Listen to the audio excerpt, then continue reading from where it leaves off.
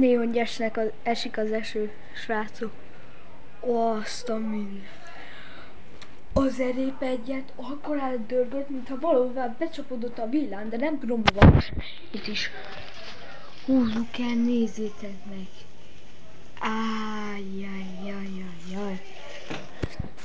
Úgy esik az eső, srácok, hogy az erépegyet konkrétan valóban becsapott volna a villám. Úgy befostam. Úgy neki kezdett esni az eső. Édes. Jó. Látjátok itt a konkrétan. Valahová besapódott a villám, de nem tudom hova.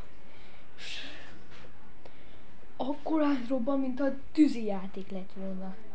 Édes jó Istenem, ennyi is tett volna ez a videó.